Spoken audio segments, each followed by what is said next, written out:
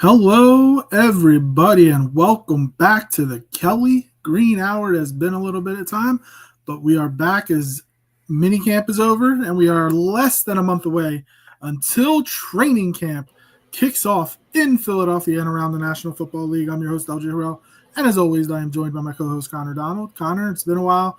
I know for you, it's hot as hell, and it is for me as well. Hopefully, this heat wave goes away. I've always been one to say I will take cold over hot any day of the week. You can put as much clothing on as you want. You can warm yourself up. You can't walk around naked. That's all I'm going to say. I was dying today. The office, the AC went out. I was glad they allowed us to work from home for a little bit today. But man, I hate the summertime. I hate the heat. Let's get to the fall and winter, and let's get back to football. I mean, I'm not gonna lie. I love summer. I don't necessarily love heat waves, but I can deal with I'm in Canada, so I'm talking Celsius, so I'm talking 20 to 30 degrees Celsius. Look that up online, do the conversion. But at the end of the day, I'm okay with that. I prefer that over snow blowing and shoveling and the winter that we get up here in Canada. But I prefer snow. Alas, I mean, the closer we get, the sooner we get out of summer in the heat, the closer we get to football season. So that's a bonus. Exactly. It's not now, obviously being in Pennsylvania, 95 degrees Fahrenheit right now. God, it was in the triple digits for a lot of today. Hopefully tomorrow's not as hot. And then this weekend, it's supposed to rain the end of the week, get in the 70s by Friday. Hopefully, I'm all right with that. But yeah, I can't take this anymore. But before we jump into our topics today, as always, follow us on Twitter at Kelly Green Hour. Follow Connor on Twitter at Connor10. Follow me on Twitter at LJHerrell54.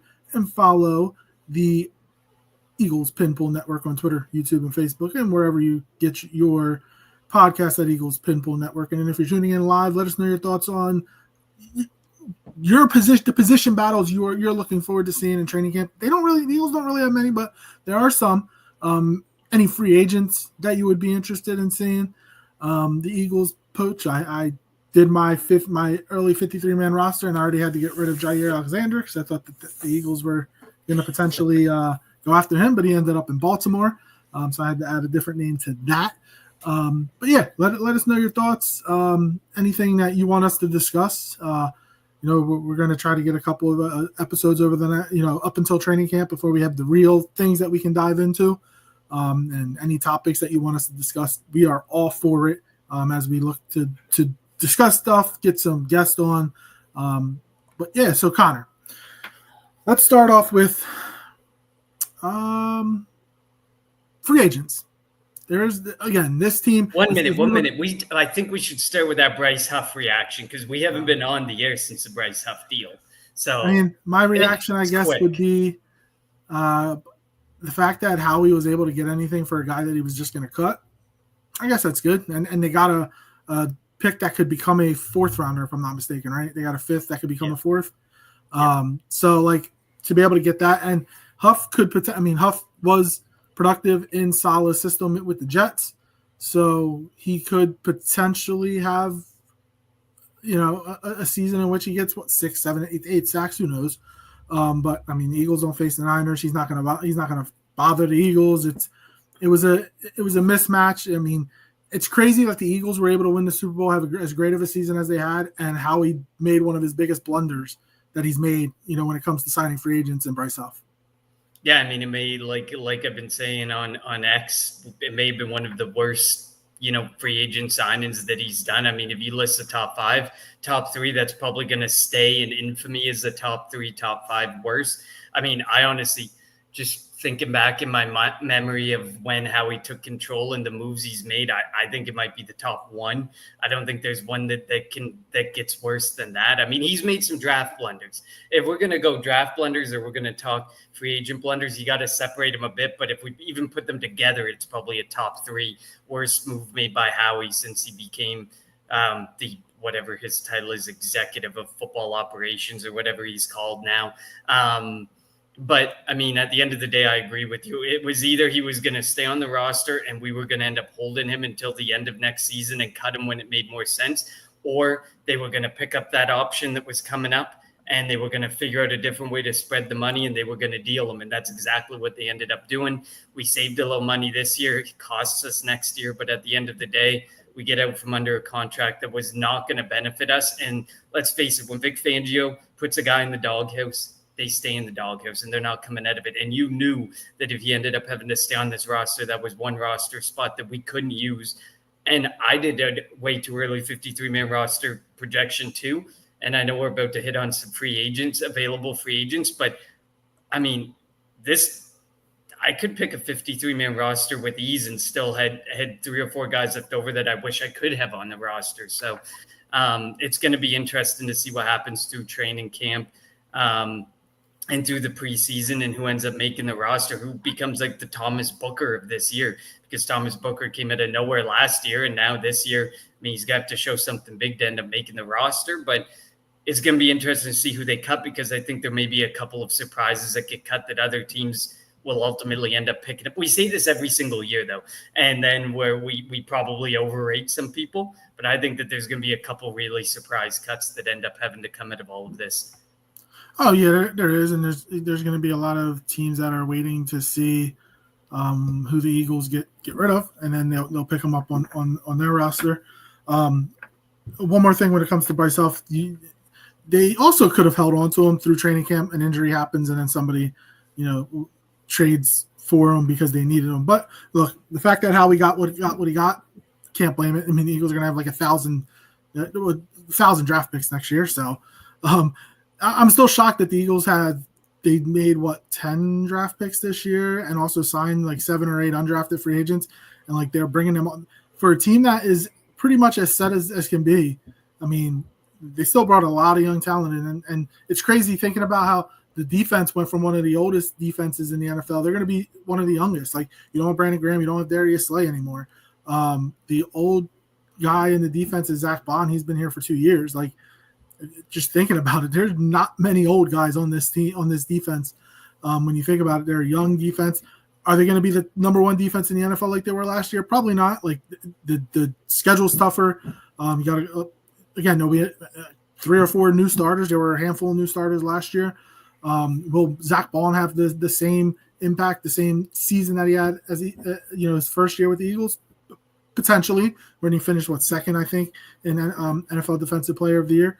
We'll see who's going to start on as the second cornerback. Again, a bunch of questions that we're gonna discuss, but let's start with the free agents. I think there are 3 positions probably that the Eagles could look to bring somebody in: edge rusher, cornerback,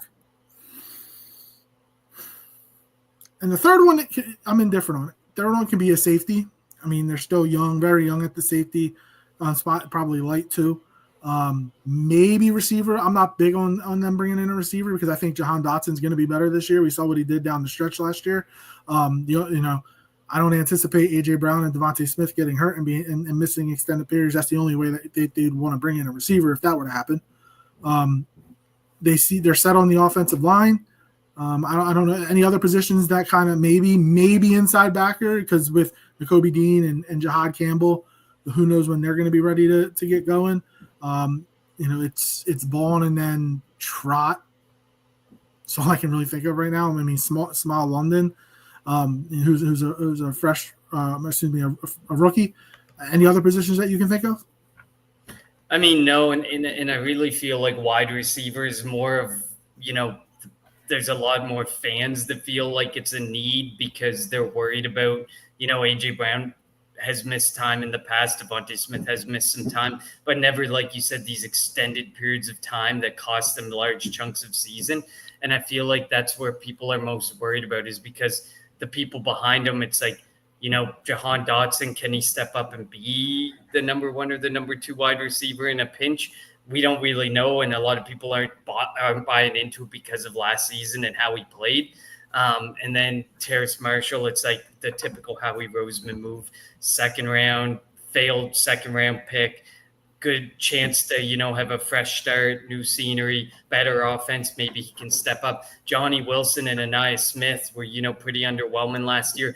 There's just a lot of development that needs to happen with some of the guys. And, there's a lot of fans that just don't like to see that this need to wait and this need for a development of these players. They want to see players who can perform now, like, Tyler Boyd, Amari Cooper, Adam Thielen, some of the other guys who are out there who were out there that could step in and take the Jahan Dotson role and actually produce in it. But I agree with you. I think Jahan Dotson's going to step up and definitely do a lot better.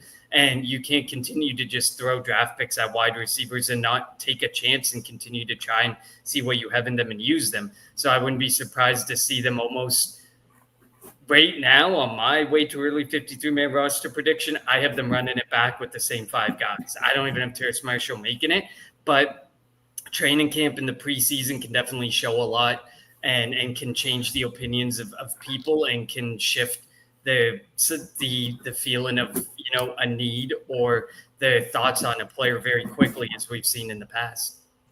Oh yeah, definitely. I don't remember. I'd have to look if I have any surprises at the receiver position, but I don't think so. Pretty much the same as last year. When it comes to corner, I wanted Jair Alexander. He went for relatively cheap to the Ravens. Wanted to play with Lamar Jackson. I know different sides of the ball, but they went to college together. The name that I'm looking at is Asante Samuel Jr. His dad played here for a couple of years, 3 Pro Bowls. Now I know he's a little bagged up as an injury thing, but he could be somebody that could come in. And I know they have a Dory Jackson and Keely Ringo, but I think he can definitely battle with those guys to become the second corner behind Quinyon Mitchell. Yeah, I mean, I hit it the same way as you. I mean, I was reading up a bit on Asante Samuel before the show. He had the neck surgery in April that cost him the majority of the season. And then the biggest thing was the report said that he's not looking to make a decision until he gets his mid-July check-in with his doctors. And then when he knows he can confidently sell himself or play next year, he's going to go out there and he's going to look for an opportunity. He's going to look for a team. And I agree with you. I see it as, you take a shot on a guy like Asante Samuel, 1-year deal, Isaiah Rodgers-esque types of thing. Isaiah Rodgers was gambling, but, this is an injury thing. This is give this guy 1 year, give him a shot. I think he's better than Adoree Jackson. I think Howie needs to see an opportunity and needs to think that it's going to be better than Adoree Jackson for him to go out there and spend any type of money. Because the other names that I liked were, I'd be okay with maybe a Stephon Gilmore or a Kendall Fuller. If in just a veteran 1-year ring chase type of mentality, those are the only guys that really stick out to me. That they want to give the young guys a shot. Keely Ringo is going to probably get a really long leash. Adoree Jackson's going to do battle with him just because they're not just going to give it to Keely Ringo. But I think it's essentially Keely Ringo's job to lose at the CB2 spot. But you can always stand to improve, and they value so much. They move pieces around so much that you could definitely end up making some of these pieces like Keely Ringo or Cooper DeJean more versatile and move them around, and things can change within the scheme. We've seen it with Vic Fangio. So, I mean, I see it as a ring chaser or take a shot on a guy like Asante Samuel. Isaiah Rodgers was a guy you took a huge shot on, and he's going to end up earning you a comp pick. He earned you a comp pick by having playing really well. He's somebody I wish we had have brought back. I think the contract he got was something we could have matched, but Howie really wants to give a shot to Keely Ringo. They see a lot of value in some of these young guys, and that's why I feel it's so so many people think that there's really valuable free agents out there that could bring even more value to the Eagles and some of the players they currently have on roster. I think that Howie really, really values the youth that he has, the 10 guys that he drafted. He did not draft 10 guys to only keep 2 or 3 of them. There's going to be about 7 or 8 of those guys at minimum that end up making this roster. So this is a youth movement. And if there's a ring chaser willing to come in super, super cheap, I mean, there's a chance that Howie will bring him in just as a thought to he's better than Adoree Jackson, or he's better than somebody else on this roster that we can move on from. Yeah. And he's always looking, he always does his due diligence, and he's always looking to improve the roster. They won the Super Bowl. He might think they have a little bit of a grace period, but let's try to be a dynasty. I'm not saying we're going to be a dynasty, but it doesn't hurt to go out there and try to be a dynasty. Another guy I'm thinking about in the secondary still is Justin Simmons. He has familiarity familiarity with Vic Fangio's system. We know that they have Reed Blankenship, and again, I'm not the biggest Reed fan, but kind of what we have right now. Sidney Brown is coming off of an injury, was slow off of injury. For some reason, Fangio likes Tristan McCollum. Don't understand why. They have Andre Sam. Cooper DeJean can play some safety in a pinch. So I still think that Simmons will eventually probably be signed by the Eagles, come into camp, closer to camp. Just, like Jack Straw, thanks for joining us, says, a vet on the defensive side of the ball who knows Vic Fangio. He knows Christian Parker. So I think that's somebody to keep an eye on. I thought that last year, but he ended up in Atlanta. So it wouldn't shock me if, come first, second week of training camp, he ends up in Philly. Yeah, and I mean, Brandon Graham has spoke to that. It's been kind of alluded to that they've developed these guys. They're confident with these guys. They know that they're going to be the next generation. We just saw a wave of key Philly lifers that pretty much moved out with like Brandon Graham, Fletcher Cox, Jason Kelsey, but they all speak so much praise and confidence in who's behind them and who's coming up, and that the next generation is coming up. But at the end of the day, you definitely still want some veteran presence on defense. And I know we're probably going to hit on edge rusher here in a second too. That's one of the positions I think that they could bring a veteran defensive presence in who can definitely perform along this defense and give you a 5 to 10 sack season, where some of these younger guys might not be able to give it to you right away. But I know that, Lane Johnson spoke very highly of Joshua Uche, and kind of there's this belief that let's see what Uche can do, because the thing with the edge rushers in Philadelphia is I feel like there's more of a reliance on the interior of the defensive line to give you that push. And then you let the guys like Jalix Hunt, Nolan Smith pin their ears back and go.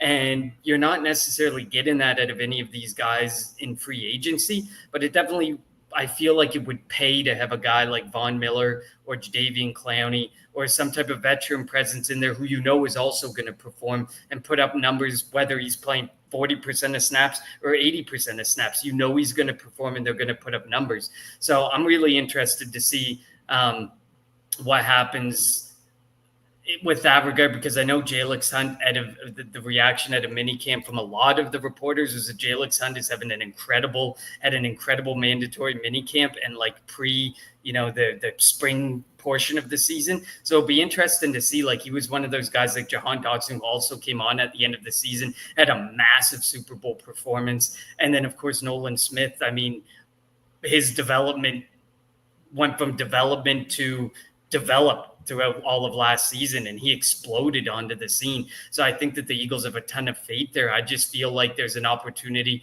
to add a veteran piece just to that defensive line, mostly the edge room. But I agree with you. Like a guy, like going back to the safeties, I agree. I had Justin Simmons there. I like Julian Blackmon. I don't think they bring him in because I think that creates too much of a competition.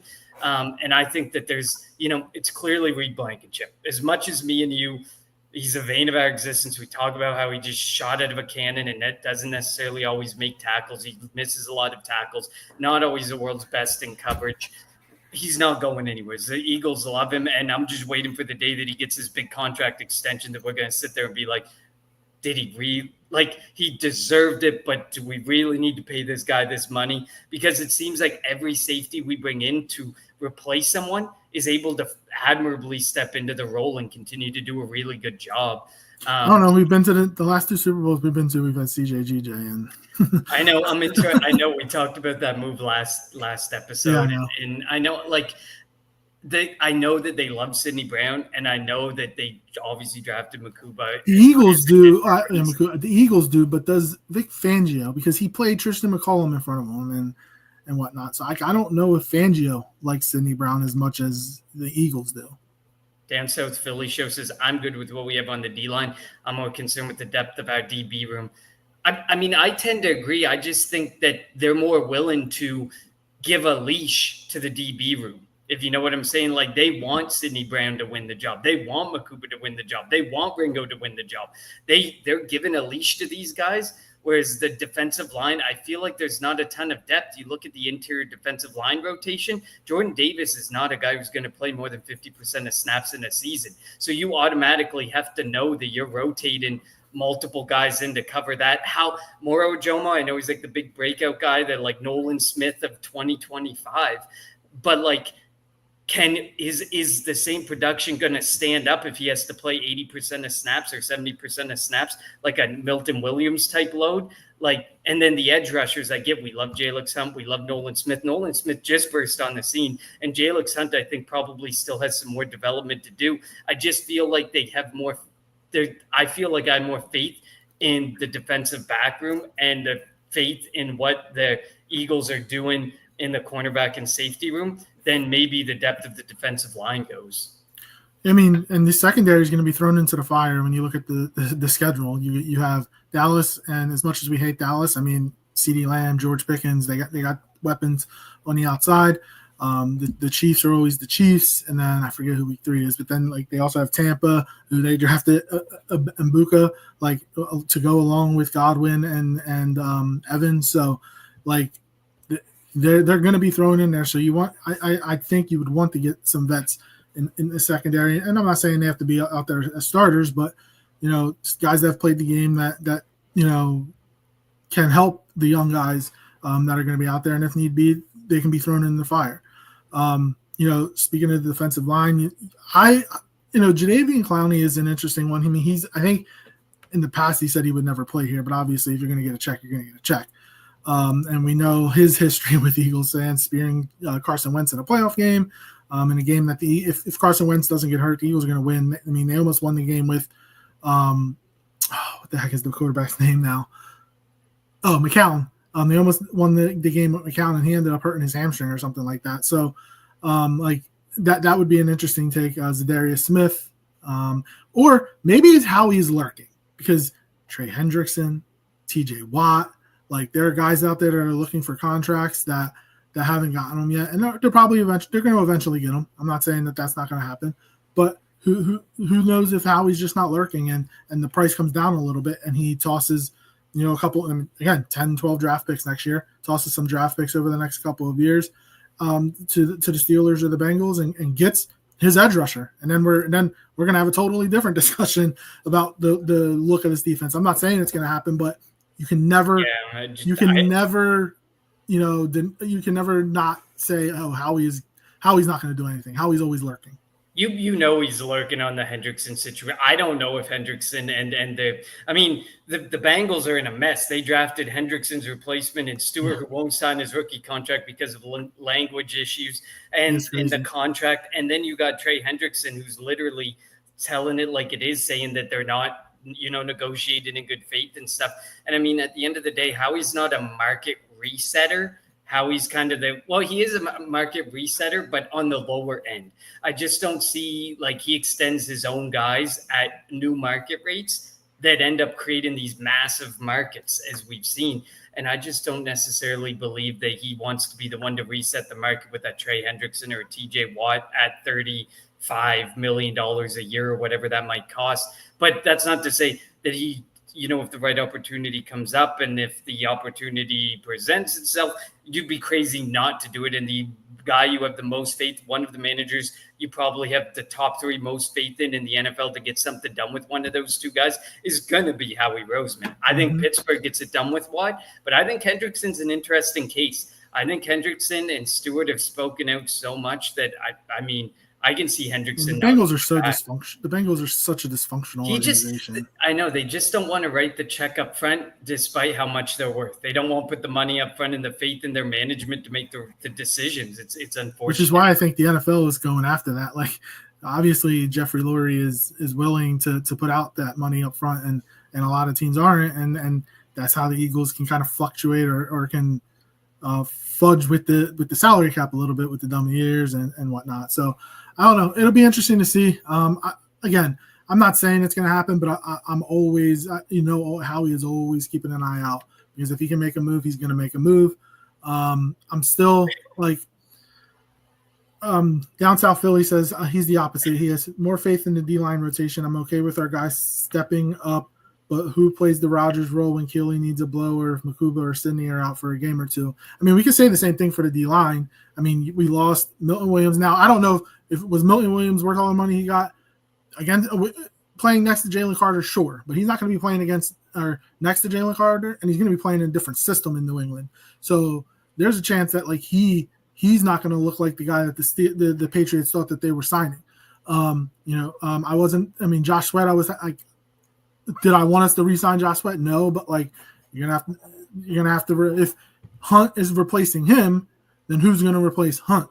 If Ajomo is replacing Williams, who's going to replace Ajomo? Like you can talk about that all over the defense. So that's why like I want some second Asante Samuel, Justin Simmons. I wouldn't mind having them guys as depth pieces, but if we can get some depth pieces along the defensive line, like Ty Robinson, I think is going to be really good. So I'm not as concerned about the defensive tackle rotation, but when it comes to the edge rushers, like we know that that Nolan Smith can get after the quarterback, but he's also has an injury too that he's going to be coming from. Jalix Hunt is still, like you mentioned, still working on it. Has only played defensive end for a couple of years after being a safety. So we know he has the speed, but can he play against the run? We knew Brandon Graham was great against the run. Josh Sweat was good against the run. And these guys play good against the run, or teams just going to run away from Jalen Carter. Is Moro Ojomo going to be able to beat his man one-on-one when Jalen Carter's taking double teams 98% of the game? Like we knew Milton Williams could. Can Ojomo do that? That's where all these questions come into play. Like we think that they can do it, but we need to see it. And are we going to see it? Obviously, we'll have to see it in game reps when preseason starts, when camp starts, and if they're able to, great. But I never doubt Howie when it comes to potentially or improving the team. If he can improve it, whether it's by making a trade, whether it's by signing a free agent, he's going to do it as long as it fits under his structure, his salary cap structure. He's not going to go out there and like you said, potentially set the market with something. I mean, he did with the running back position. Jalen's going to probably get a contract after this year. Jalen Hurts is probably going to get a restructured contract or get an extension. Jalen Carter's going to get an extension. So like that's why when we talk about, or when I mentioned TJ Watt, Trey Hendrickson, I'm a little iffy on that because they're going to have to be paying big money to Carter and Hurts and who else? Who knows who else that's going to be up for extensions? Jordan Davis, I think will get an extension. It won't be as big, obviously, as big as Jalen Carter, but I do think that they're going to re-sign him and keep him here for a couple more years. So that's where all the intrigue comes when it comes to Howie Roseman making the moves. And also, by the way, he just turned 50. He has been with the Eagles organization like half his life. It's crazy that he's 50 years old now. Yeah, I mean, look at all the great, look at the tree that he's created, the executive tree. We talk about coaching trees. Look at the executive tree that continues to branch off. And they just brought in the young guy from Joe Douglas back, and then the LSU guy who's like super highly praised. Like he just reloads the room so simply and so easily. But it all starts with Howie Roseman, and then it comes and then it trickles down from there. But I agree with you. I just from a free agent perspective, and is Howie actually going to make a move? It's not going to. I don't foresee, barring someone getting injured during some sort of off-season workout, I don't think he makes a move before training camp. I think he's going to see what starts to transpire in training camp, what he starts to see with the roster, unless the right opportunity really, truly presents itself that you just cannot say no to. Are there people you can cut from the current 90-man roster to make room for some of the guys we've talked about this episode? Absolutely. But the guys that we've been talking about in this episode are not the guys who are coming to Philadelphia to potentially be cut. They want some job security. They want a ring chase. They want to be on this 53-man roster. So then you have to look at it is, can you fit these guys in the 53-man roster when we cut from 90 to 53? And if so, who's being cut from that 53-man roster? And I feel like Howie is really, really, they love the youth. Howie, Vic Fangio, Pachula, like they love the youth that they have, the youth movement that they've been running with, and that's actually been working as people retire. It's just like next guy in line, and the next guy in line does an incredible job of stepping in. It's like when you look at Fletcher Cox going, Jalen Carter stepped in a big way. Like we knew he would, but he stepped in an even a bigger way than we thought. Milton Williams is out. The hype train is rolling for Moro Ojomo now. You know, Brandon Graham is gone. Nolan Smith right into the pipeline. The pipeline of youth that they have is amazing. It's just, I worry that Howie has done so well with the youth that now he's going to the opposite of the 2018 where he kept a lot of the older guys and pulled them into the next season and things didn't work out. Then now he's completely abandoning a veteran presence in the older roster for the youth movement that they have and the confidence that they have in the youth that's on roster, which might not necessarily be a bad thing. It could turn out to be really good. It can also turn out to have its bumps in the road because some of these guys are not NFL ready and require that development to get to the NFL ready standpoint. But I do have a ton of faith in the players in the locker room. We haven't gotten to know their personalities necessarily as much. Like Fletcher Cox or Brandon Graham or the guys who were there for 10 plus years who you got to know and you kind of thought of them as like your brother because you heard them talk to the media so much. We don't know that about some of the guys that are coming up, but I have more than enough confidence in some of these guys. They've been kind of silent leading in because they knew their lane. But now I feel like come training camp and stuff, especially Hard Knocks too, you're probably going to start to see some of these guys and new leaders come out of their shell. Yeah. It's been such a long, like ever since the end of the Super Bowl, like I'm not a big NBA fan. I hate the Sixers. Everybody knows that. Like, I don't really care about the draft this week. So, I'm glad the Flyers sucked. So that wasn't fun to watch. The Phillies just get me to October, but if the Phillies can kind of keep it interesting until the Eagles start, then I'm happy. But like, just give me the football. Like, I need it back. I can't wait for it to come back. It's going to be fun to see how this team rounds out, to see how the roster rounds out, to see the work that they put in. Like winning your first Super Bowl can maybe guys can rest on their laurels and be like, all right, we won a Super Bowl. We can just show up and do it again. Obviously, you can't. A.J. Brown putting in work. Saquon Barkley, while he's making the rounds, he's also putting in work. Cooper DeJean, while he's making the rounds, also putting in work. Jalen Hurts, we know he always puts in work. So I'm intrigued, and I can't wait to see, excuse me, how they come out. And obviously, if they can stay healthy, maybe they can break that streak of NFC East teams not winning the division back to back. I agree, and just to touch on a couple more of these comments, down South Philly would love a Simmons or Stephon Gilmore as depth pieces. I you know what? There's a world where I can see at some point in this offseason, maybe an injury occurs. Maybe, they're not as happy as they thought with Sidney Brown. He needs another year, or they're not ready. Brown and Makuba, the competition's going well, but they don't necessarily see them as starters. I can see a world where, or Dory Jackson doesn't perform to par maybe either. You need something behind Keely Ringo and Quinion Mitchell. Like, I can see a world where one vet move is made this offseason. I can still see a world where it's going to happen. Multiple, unlikely. And one, I can see it. If you were to tell me where to put my money on the move, I definitely feel like Simmons just feels like the move. I know they love Tristan McCollum, but he's more of a special teamer. I know they love Makuba, and I know they love Sidney Brown. But, I mean, you can't turn down the opportunity to have a guy who's done a lot of work with, like you said, Parker and Fangio, knows the system, would come in and be comfortable in this system for the most part right away. Like, that's where I would put my money. It just feels like the safe move. Simmons is basically begging to come to Philadelphia on podcasts. Like, it just feels like the move if there was going to be a move to be made. And also, when he signed, the Eagles apparently were like right behind the Saints for Justin Reed. And Justin Reed said they just couldn't make the money work at the time, or else the Eagles would have Justin Reed right now, and we wouldn't be talking about the safety position. So I do think that if they can bring in a vet at the safety position, they will. And again, somebody that knows the Vic Fangio, Christian Parker, and knows the scheme.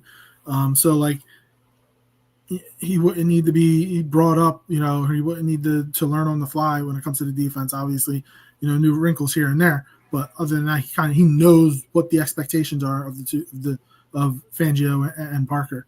And then one more comment here. He says, I'm excited about Ty Robinson, gives me JJ Watt vibes. I won't go to the level of ever saying either Watt name, but I will say that, there's something about Nebraska Cornhuskers that make for guys with a relentless motor that have such a underrated football game. And I think Ty Robinson, definitely, I love Ty Robinson. I think Ty Robinson, like we talked about earlier, that a rotation with Jordan Davis or a rotation with Moro Jomo, I think you can work with that 4-man rotation of Ty Robinson, Moro Jomo, Jalen Carter, and Jordan Davis. And I think it can be a very effective defensive line. But I had Ty Robinson. I was mock drafting Ty Robinson to the Eagles a month, 2 months before the draft even happened. There's something about like his whole athletic build, and when you look at the tape, he's just relentless. He always screamed Philadelphia Eagle to me. I'm like, Philadelphia Eagles fit. I wrote an article about it a while back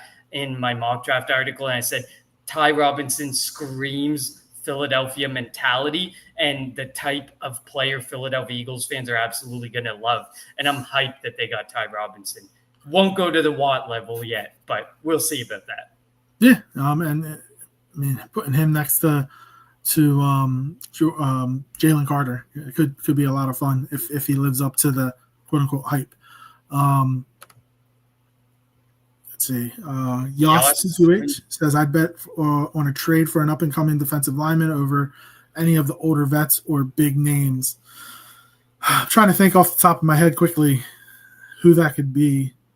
I was going to say that's tough because if they're an up-and-coming defensive lineman, the team likely isn't going to want to move them yet.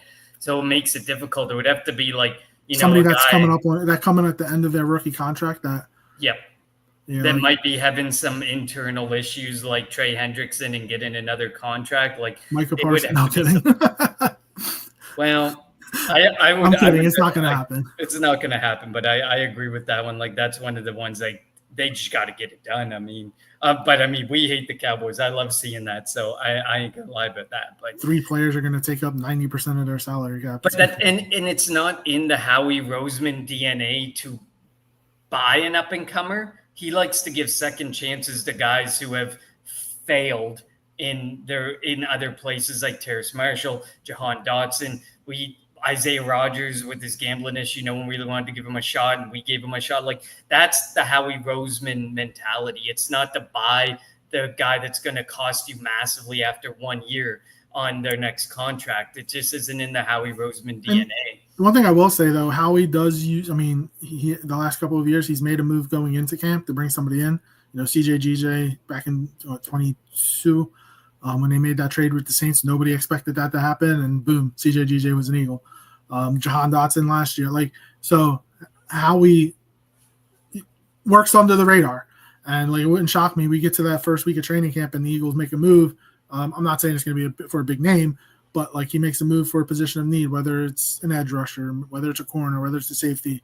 I wouldn't be shocked in the least bit if that happened, and we're coming on the next day and talking about the newest Eagle that can help, the defensive side of the football, help the young guys, help, replace the Brandon Graham production, the Milton Williams production, the Darius Slay production, CJ production, Isaiah it would not shock me if that happened at all. Yeah, I mean, I know CJ when that trade happened, there was the beginning murmurs of unhappiness, and a new contract, and that the Saints weren't going to be able to meet it and stuff. But I mean, at this point, things are kind of quiet. But come training camp, when you start having guys not show up, like you saw mandatory minicamp, guys didn't show up. But the true telltale, that's just mandatory minicamp. You pay your $100,000, you move on, or whatever the fine is. When you start getting to training camp and guys start racking up the fines and aren't showing up to those things, that's when maybe Howie Roseman might strike, because he's like, hey, I think we could improve at this position. I might want to make a move on this guy. That I could possibly see. Again, I don't think I see anything happening before training camp. They got their eyes set on some of these young guys and some of these battles that are going to take place. I don't think that's going to happen without, the murmurs of some disgruntled players maybe starting, how he hears them, how he makes a move. There's no way how he makes what is it, like 12, 13 draft picks next year. We know there's some things up his sleeve and there's going to be some moves made. And we know there's some huge contracts coming up. Like you said, like there's Nakobe Dean. Are you going to pay another linebacker? It was outside of Howie Roseman's DNA to pay a linebacker anyways, and then he drops 17 mil a year on Zach Bond. It's going to be really interesting to see Jalen Carter, big money. Jalen Hurts, well, he's not owed anything over the next 2 or 3 years. Neither was Saquon Barkley. If Jalen Hurts continues to perform to the level again this year that he performed to last year, brings him to the playoffs. Maybe Jalen Hurts isn't even. Remember when he got his contract? He was the top. He's like not even top 10 anymore. It's ridiculous how. No, it's completely dropped up. But like the people who got paid above him, don't. Trevor Lawrence is not worth more than Jalen Hurts. You're not going to convince me. No. So like. He's owed and he knows he's due, and Howie knows that he wants to have that discussion before it becomes. Well, it is interesting though, because his agent, if you remember, I don't know if you saw the thing like a couple of weeks ago. I don't know when this was made, but it came out like when she was working on Jalen's new contract, and he said he wasn't looking to be the highest paid player. He wanted to make sure there was still enough to feed everybody else on the team to keep the team together, and then like. He wouldn't sign it. He didn't want to know anything about the contract. But then once it got final and she brought it to him and she goes, yeah, you're the highest paid player. And he's like, what? Why? Like, it's not what I asked for. But, he just wants to make sure that everybody else around him, he can keep the team together. He wants to do quote unquote the Tom Brady thing. If you take more team friendly deals and you can keep, the great offensive line together, the great weapons on the outside, the great offense together, and it can help keep the defense together, like keep the players, the impactful players on defense. Jalen deserves a lot of credit for that. Yeah, no, he definitely does. And the thing is, he was the highest paid player at the time because they got out ahead of Joe Burrow and Lamar Jackson.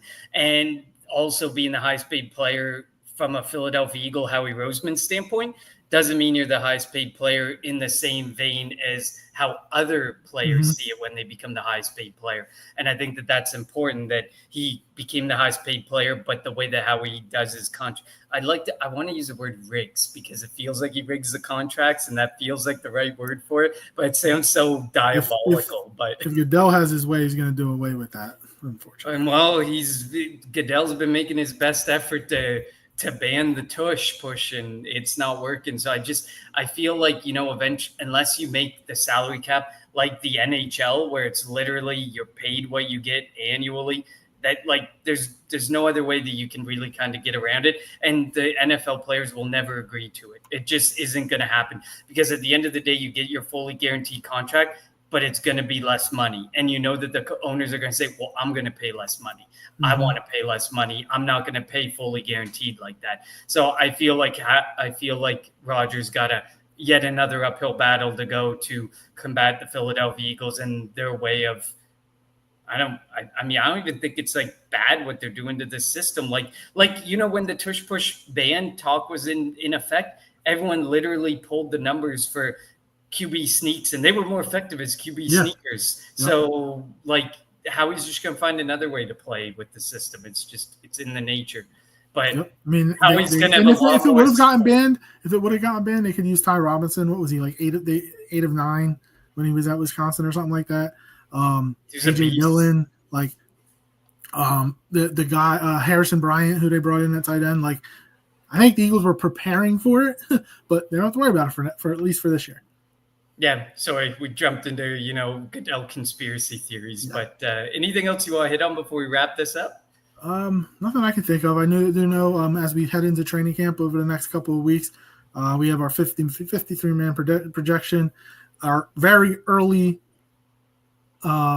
season prediction going through the 17-game schedule.